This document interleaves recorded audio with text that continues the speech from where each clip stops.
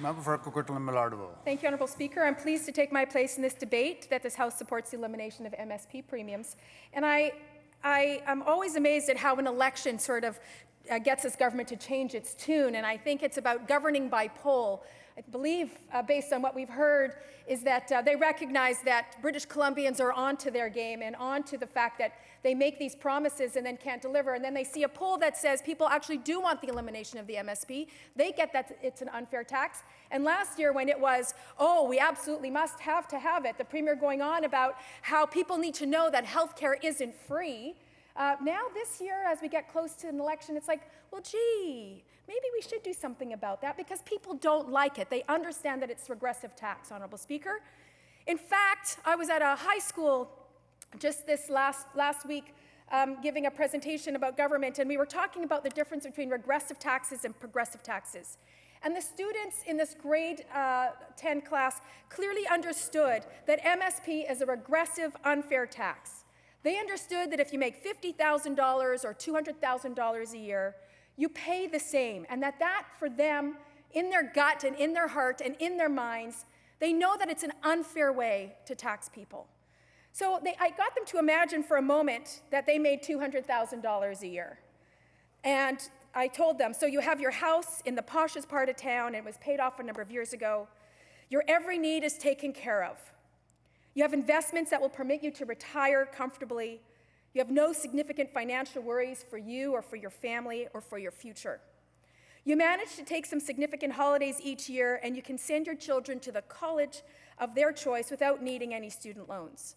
If your car breaks down, you don't have to worry about finding the money to get it fixed, and when the mileage on your vehicle starts to get on the high side, you can just buy another. And lo and behold, these students understood what that was like to imagine that life.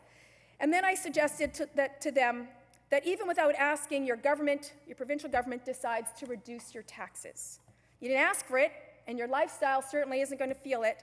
And they know that's exactly what this government did, Honourable Speaker, 4 years ago. They just made life easier for the wealthiest in our province, providing them with extra cash each year to take another holiday or perhaps to buy another luxury toy.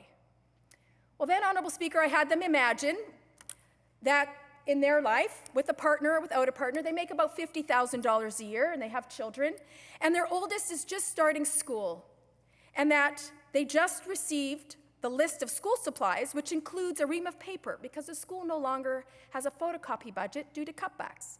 And you now find that you have to find the money in your very tight budget to pay for the photocopy paper. You also discover that the mom of your child's best friend down the street, who has been caring for your child part-time, has now decided to go back to work full-time.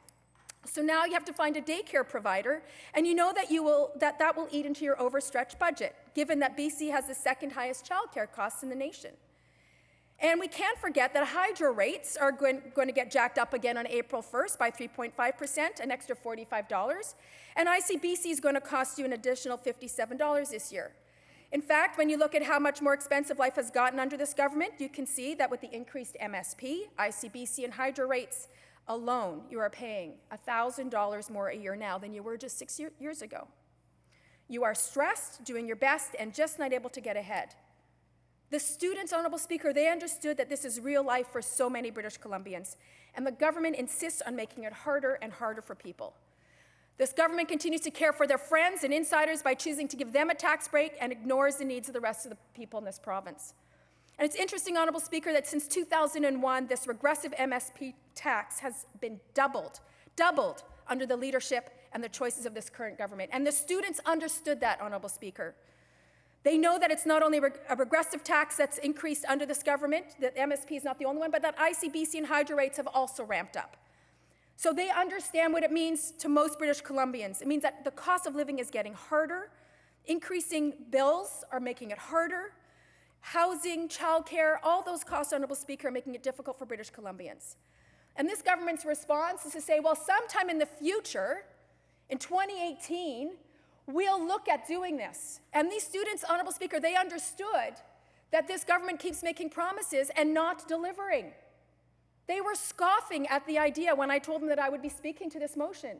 They scoffed because they knew that this government has not lived up to its word. They scoffed because they know that they can't count on this government's promises. Debt-free BC, LNG. Honourable Speaker, this government just can't be trusted to follow through. Thank you.